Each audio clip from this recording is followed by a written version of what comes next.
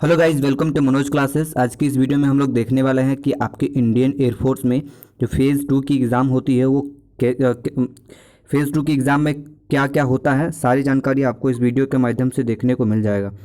मैं आप सभी को वीडियो स्टार्ट करने से पहले बताना चाह रहा हूँ, जो भी हमारे इस चैनल पर नए हैं चैनल को सब्सक्राइब करके बेल आइकॉन को इनेबल करके रखिएगा, क्योंकि आप सबको पता होगा जो भी जानकारी आपको इस चैनल पर दिया जाता है बिल्कुल एग्जैक्ट यानी करेक्ट इन्फॉर्मेशन आपको मिलती है। और जो भी आपके दिमाग में फ़ेज़ 2 के रिगार्डिंग डाउट है वो सारी डाउट्स आपका अभी इस वीडियो के माध्यम से दूर कर दिया जाएगा। तो इसके लिए आप लोग को बिल्कुल भी परेशान नहीं होना है। तो सबसे पहले मैं आप सबको ये कहना चाह रहा हूँ कि यहाँ पर आपको जो है ना बिल्कुल डिटेल में जानकारी मिलेगी और वीडियो को बिल्कुल एंड तक देखना आप लोग, क्योंकि यहाँ पर जो भी आपका कन्फ्यूज़न है सारी जानकारी आपको मिल जाएगी।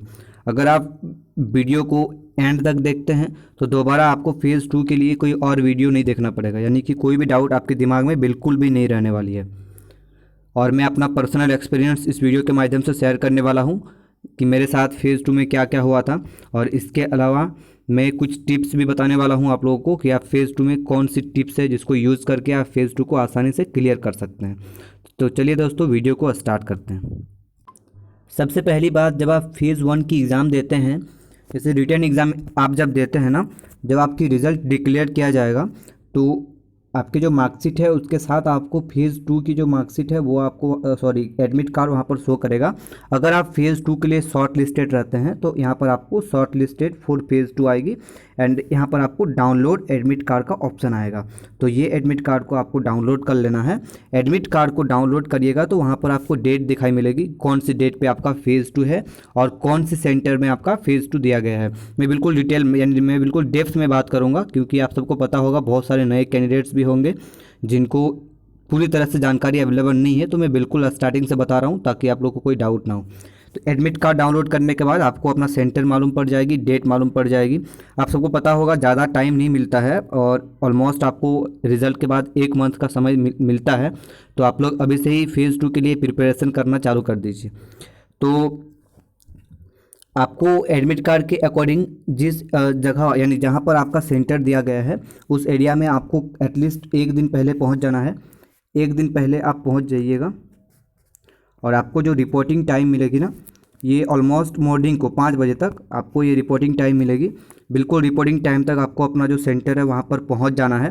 बिल्कुल अगर आप लेट करते हैं तो हो सके आपको वहाँ पर एंट्री नहीं किया जा सकता है।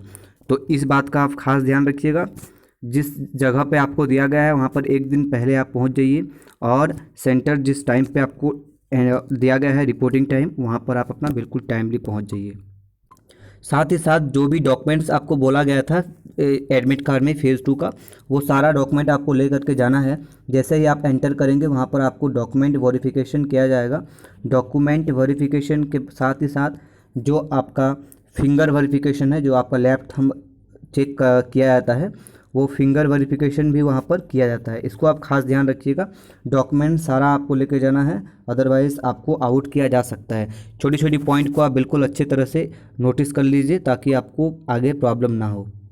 उसके बाद एंटर करने के बाद सबसे पहले जो फ़ेज़ 2 में होती है ना, वो होती है रनिंग। रनिंग आप सबको पता होगा 6 मिनट और 30 सेकंड का आपको टाइम मिलता है, जहाँ पर 1600 मीटर की रनिंग आपको करनी होती है। ये रनिंग में बहुत ज़्यादा कैंडिडेट्स आउट होता है। आप सबको पता होगा मेरे टाइम में 100 का ग्रुप था, ऑलमोस्ट 35 के आसपास रनिंग में आउट हो चुका था। तो इसीलिए मैं अपना पर्सनल एक्सपीरियंस बता रहा हूँ। रनिंग अगर आप लोग अभी नहीं कर रहे हैं तो बिल्कुल करिए, क्योंकि वहाँ पर दिक्कत हो जाता है। 6.5 मिनट है, आप अभी टारगेट रखिएगा कि आपका जो रनिंग है वो 6 मिनट के अप्रोक्स हो जाए। इसको आप लोग को मान के चलना है। सबसे पहला होता है रनिंग। तो रनिंग जैसे ही आपका क्लियर हो जाएगा, हाँ बहुत सारे कैंडिडेट्स को डाउट रहती है क्या सबको एक ही साथ रनिंग किया जाता है क्या? नहीं, वहाँ पर आपका 80 या 100 का एक ग्रुप बनाया जाएगा और इस ग्रुप पे रनिंग किया जाएगा। रनिंग जैसे ही हो जाएगी फिर आपका पुशअप्स कराया जाएगा। आप सबको पता होगा नोटिफिकेशन में बिल्कुल वहाँ पर दिया है 10 पुशअप्स करेंगे आप लोग, सिटअप्स करेंगे 10 और पुशअप हो गया, सिटअप हो गया। उसके बाद आप लोग को स्क्वाट्स करना है। और ये सब आप लोग को कैसे लगाना है इसके लिए मैं आपको एक पर्सनल वीडियो डाल दूँगा, सारा चीज़ फिजिकल का। ये 10 पुशअप, 10 सीटअप और 20 स्क्वाट्स, ये करने के बाद अगर आपको यहाँ पर कोई दिक्कत भी होती है पुशअप या सीटअप लगाने में, तो जो भी एयरफोर्स होंगे वहाँ पर आपको हेल्प भी किया जाएगा। अगर आपका पोर्शन गलत है या फिर आप नहीं कर पा रहे हैं तो आपको दोबारा भी चांस वहाँ पर दिया जा सकता है। तो यहाँ पर ज़्यादा आपको हाइपर नहीं होना है, बिल्कुल कूल रह करके आपको जो है अपना फिज़िकल को यहाँ पर क्लियर करना है। जैसे ही यहाँ पर आपका पुशअप्स वगैरह हो जाता है, जो कैंडिडेट्स बिल्कुल पास हो जाते हैं वहाँ पर उनको सिलेक्ट की जाती है, बाकी को वहाँ से आउट कर दिया जाता है। इसके बाद फिर आपका एडेप्टिबिलिटी टेस्ट 1 होती है। कुछ समय के बाद, कुछ टाइम 1-2 घंटे के बाद आपका एडेप्टिबिलिटी टेस्ट 1 कंडक्ट कराया जाता है। तो इसमें ना पहले DFT होता था, आप सबको पता होगा DFT, जिसमें कि इंग्लिश के 20 क्वेश्चंस दी जाती थी। यहाँ पर 10 मार्क्स रखा जाता था पासिंग। ये बिल्कुल ईजी था, बिल्कुल ईजी क्वेश्चन था इसमें, ये आपको ध्यान रखना है। पहले कराया जाता था, अभी पिछले बार या इसके बाद किया जाएगा कि नहीं इसका कोई अपडेट नहीं दिया गया है इंडियन एयरफोर्स के द्वारा। तो यहाँ पर आई थिंक पेपर आउट हुआ था, तो जिसके कारण ये DFT टेस्ट को कंडक्ट कराया गया था। इसके बाद जो आपका अगला टेस्ट किया जाएगा वो SRT, ये सबको पता होगा, बहुत ही ज़्यादा इंपॉर्टेंट है। Situation reaction test, situation reaction test में ऑलमोस्ट 45 क्वेश्चंस रहेगी, जिसमें अभी हाल ही में रीजनिंग की क्वेश्चन को ऐड किया गया है, प्लस 2-4 इंग्लिश के क्वेश्चन को ऐड की जाती है, प्लस इसके साथ ही साथ आपका जो है सिचुएशन टाइप का, सिचुएशन टाइप आप समझ रहे हैं। रीजनिंग तो काफ़ी ज़्यादा इजी रहता है, आप सबको पता हो, बिल्कुल इजी, सबसे आसान रीजनिंग यहाँ पर पूछा जाएगा। और SRT में 45 क्वेश्चन, इसमें आपको SRT सिचुएशन रिएक्शन टेस्ट कुछ भी टाइप का पूछा जा सकता है। जैसे कि आपको पूछा जाएगा कि आप स्कूल जा रहे हैं, रास्ते में किसी को एक्सीडेंट होते हुए देखें और आप वहाँ पर अकेले हैं, तो आप उस कंडीशन में क्या करेंगे। 4-5 ऑप्शंस रहेगी आपके सामने, आप उनकी हेल्प करेंगे या फिर आप स्कूल चल जाएंगे। इसी तरह से आपको ऑलमोस्ट 4 ऑप्शन रहेगी, वहाँ पर आपको सिलेक्ट करनी है।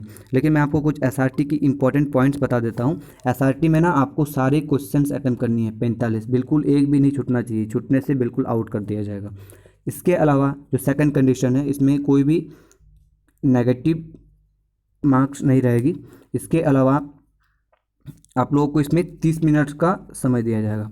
तो ये बिल्कुल इम्पॉर्टेंट पॉइंट है जिसको आपको नोटिस करनी है। और जो भी क्वेश्चंस वहाँ पर आपको दिया जाएगा दोनों ही लैंग्वेज में रहेगी, चाहे वो हिंदी हो या फिर इंग्लिश हो। लेकिन इसके बाद जैसे ही आपका SRT हो जाता है, फिर आपका एडेप्टिबिलिटी टेस्ट 1 होता है। जैसे एडेप्टिबिलिटी टेस्ट 1 में DFT और SRT, और एडेप्टिबिलिटी टेस्ट 2 में होता है GD। आप सबको समझ में आ रहा होगा, ग्रुप डिस्कशन जिसको हम लोग बोलते हैं। यहाँ पर 15 से 20 का ग्रुप बना दिया जाता है और वहाँ पर आपको एक टेबल जैसे रहता है ना, ग्रुप जैसा, ऐसे बैठा दिया जाएगा सबको। और ऐसे बैठाने के बाद आपको एक पेपर दी जाएगी जिसमें कुछ पॉइंट रहेगा, यानी कि कोई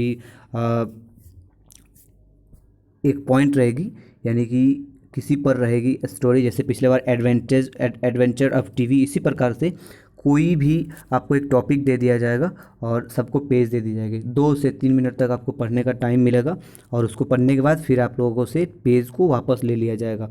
यहाँ पर ये मेन रोल प्ले करता है आपका ये GD में, क्योंकि GD में आप लोगों का कॉन्फिडेंट दिखाया जाता है कि आप लोग अंदर में कैसे कॉन्फिडेंट है और कैसे आप वहाँ पर बिहेव कर रहे हैं। यहाँ पर एयरफोर्स के कैंडिडेट्स रहेंगे, 2 और कैंडिडेट्स नहीं, ऑफिसर रहेंगे 2 या 3, जिस प्रकार से आपके यहाँ पर कैंडिडेट्स अवेलेबल हैं। तो टॉपिक जैसे ही आप लोग को दे दिया जाएगा, पढ़ने के लिए 2 से 3 मिनट का टाइम मिलेगी। इन लोग आपको बोलेंगे अपना इंट्रोडक्शन दीजिए और टॉपिक के बारे में बताइए। 2 मिनट में आपको अपना इंट्रोडक्शन भी देना है और इसके बाद आपको टॉपिक के बारे में बताना है। किस प्रकार इंट्रोडक्शन देना है वो सारी जानकारी मैं आपको नेक्स्ट वीडियो पे बता दूंगा। लेकिन अभी जो इम्पोर्टेंट है, जिसके बारे में बात चल रही है, आप इसको अच्छे तरह से फॉलो कर लीजिए। अपने बारे में बताना है और टॉपिक जो आपको मिलेगी इसके बारे में 1 या 2 लाइन आपको बोल देना है। उसके बाद फिर बस। तो यहाँ पर आपको बहुत सारे कैंडिडेट्स को हेजिटेट होता है, तो यहाँ पर आपको कॉन्फिडेंट देखा जाएगा कि आपके अंदर में किस तरह से कॉन्फिडेंट है। ओवर कॉन्फिडेंट भी नहीं होना है। और फिर जैसे ही आपका ये सबका क्लियर हो जाएगा, फिर यहाँ पर ना जो भी कैंडिडेट्स बैठे होंगे इन लोगों को आपस में GD यानी ग्रुप डिस्कशन करना होता है। तो यहाँ पर आप लोग ज़्यादा ओवर स्मार्ट नहीं बनना है और ना ही आप लोग को किसी और के बात पे इंटरप्ट करना है। और कॉन्फिडेंस सही होना चाहिए, वॉइस बिल्कुल सही होना चाहिए और वर्ड का प्रोनाउंसिएशन देखा जाता है GD में। मेरे टाइम में मेरे 15 का ग्रुप था जिसमें 3 आउट हुए हैं, 12 बिल्कुल क्लियर हो गया था। इसको आप लोग ध्यान रखना है। मैक्सिमम कैंडिडेट सिलेक्ट हो जाता है, बोलने बस आपको बोलने आना चाहिए और थोड़ा सा कॉन्फिडेंट आपका सही होना चाहिए। और बिल्कुल आपके प्रोनाउंसिएशन वर्ड वगैरह सारा चीज़ सही होना चाहिए। बस यही आपका होता है फ़ेज़ 2 एग्जामिनेशन। फिर आपको यहाँ पर रिज़ल्ट डिक्लेयर कर दिया जाएगा। जो भी कैंडिडेट्स पास होते हैं उनको मेडिकल के लिए डेट दे दिया जाता है, और जो भी कैंडिडेट्स फेल होते हैं उनको यहाँ पर आउट कर दिया जाता है। और जैसे आपको मेडिकल का डेट मिलेगी, आपको बस मेडिकल अपना देना है। मेडिकल देने के बाद वहाँ पर अगर आपको ग्रीन कार्ड मिलता है तो बिल्कुल, ग्रीन कार्ड अगर आपको मिल गया तो मार्क्स के अकॉर्डिंग आपका इनरोलमेंट बनेगा, और अगर आप लोगों को रेड कार्ड मिल जाती है तो फिर आप लोगों का रिजेक्शन वहाँ से हो जाता है। तो उम्मीद करूँगा कि आप लोगों को सारी जानकारी यहाँ से फ़ेज़ 2 के रिगार्डिंग क्लियर हो चुका होगा। वीडियो को बनाने में बहुत ही ज़्यादा मेहनत लगी है। आप लोग चैनल को सब्सक्राइब कर लीजिए, बेल आइकॉन इनेबल करके रखिएगा, और वीडियो को ज़्यादा से ज़्यादा शेयर कर लीजिएगा। फिर भी अगर आपके सामने कोई डाउट्स है तो बिल्कुल कमेंट करके बताइए, डाउट्स का रिप्लाई कर दी जाएगी। Thank you for watching. जय हिंद।